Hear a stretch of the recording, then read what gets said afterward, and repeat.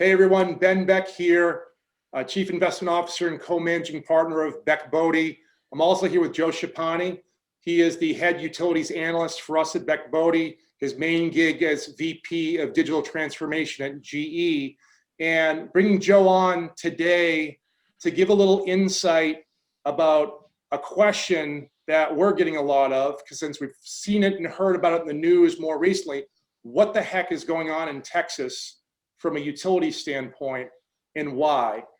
First, Joe, if you don't mind giving us a little brief reintroduction to your experience with utilities, and then perhaps you can jump into what the heck is going on in Texas. Yeah, absolutely. I work with mostly large utilities across the entire globe. I have good relationships with lots of the companies that either are holdings of Beck Bode or are kind of typical utilities holdings. My job is, as it might sound, to bring kind of digital new ways of working to utilities. And there's a big thing happening in utilities in general right now relating to the change in the way that the grid was designed.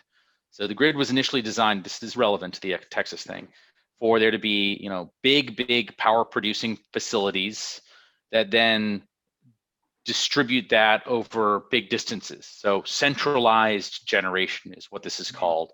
And what that means is I have a 500 megawatt coal plant, burns a ton of coal, throws off a lot of energy, and then all the infrastructure is there to go push that around. Obviously, with people that have solar on their house, wind farms, intermittent generation, all these things that are happening now, lots of things are changing. And the software that we provide to utilities at GE helps them to manage that. So that's my core job. And this is all really relevant to Texas, right? This is design problems, this is regulations problems, it's a whole bunch of things. So you want me to just carry on here and rip on Texas here? Yeah, a brief kind of what happened. Yeah. Right? We had some really cold weather down there. It affected utilities. What happened and why? And then perhaps implications for the utilities industry, perhaps, if there are any major ones in your opinion, and then implications for us as consumers and shareholders. Sure. So Texas was for somewhere on the order of 40 to 60 hours colder than it was in Alaska. And that really is kind of a silly way of saying it. There was an Arctic chill that came down from the top of the earth, and it just happened to kind of come straight down through Texas. As someone who used to live in Texas, we were more used to 100 days straight of 100 degrees Fahrenheit and 100% humidity. So these are facilities in a state that's generally used to it being pretty warm. There's a few things at play here, and I'm going to really focus on a couple of important factors. One, we've probably heard a lot about ERCOT. ERCOT is an acronym for the Independent System Operator in Texas. They're a non-government, or they are a government type entity, but a nonprofit entity that basically does two things. They maintain grid stability, which means they make stuff that gets you your power, not go boom. And they create the market, which means that if I'm bidding in a 5-minute ahead market as a power producer, they're the ones dictating what that price is that I would need to bid to win. They're kind of doing all that. Think about Sotheby's, the person with the gavel. They're that, only it's all being done very, very, very, very fast, more like Forex trading. So really interesting set of things to do with ERCOT. The second big piece is the Public Utility Commission. Just think about this as the government entity appointed by the governor that sets regulations and requirements on utilities. They're also the people that approve capital expenditures, which will come up at the very end. And then the third thing is design.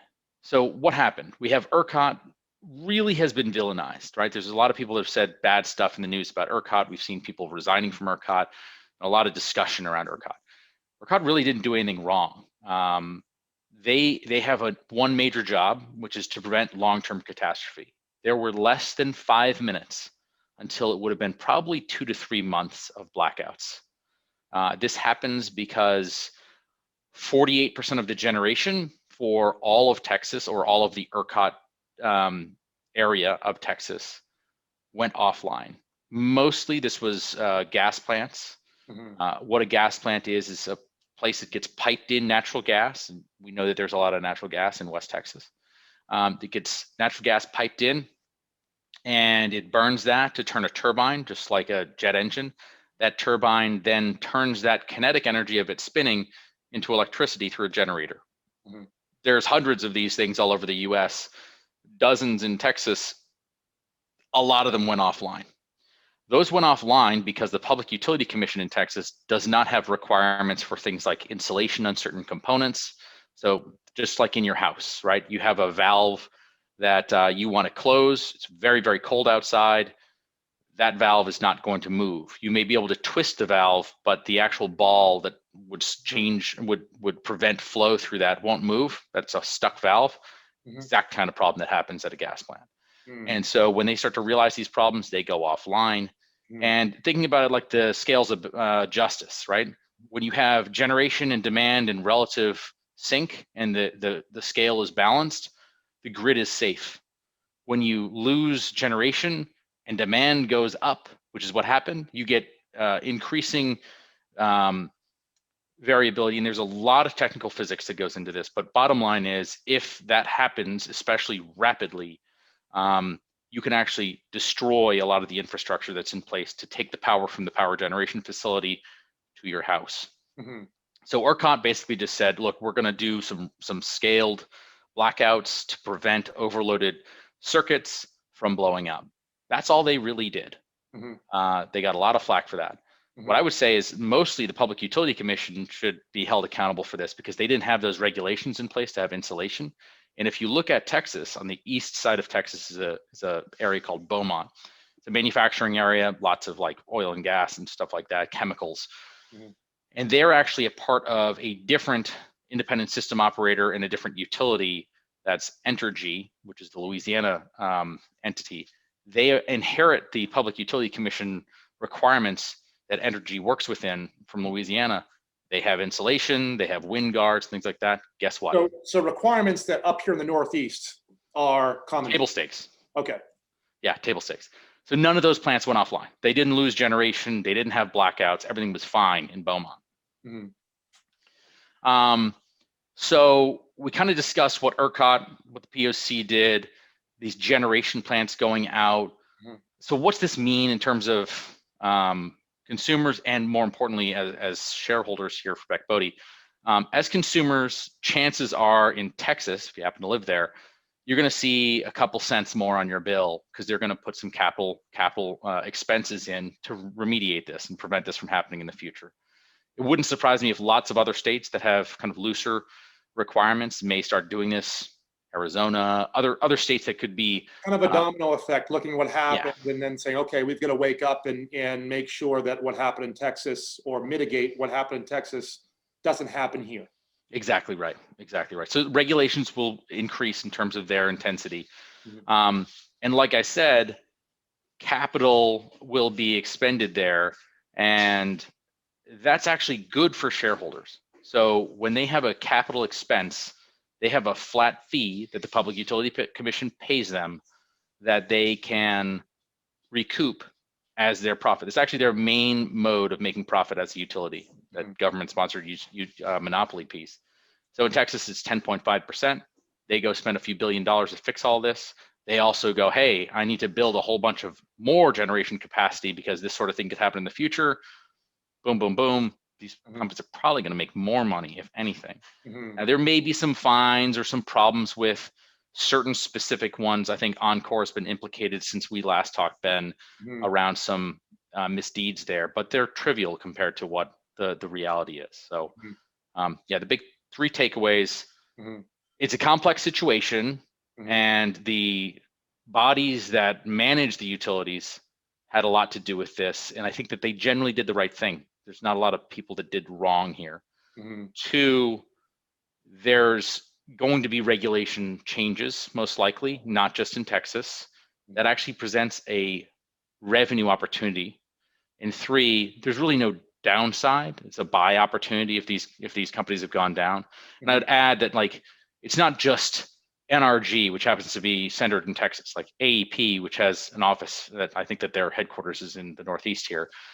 They have a big exposure there. So a utility that may feel, you may be like, I don't think that they operate in Texas. They actually may well operate in Texas. And so I would be cautious and look at that. And if they've been affected negatively, probably a buy opportunity. There's nothing that's going to hurt these companies through this.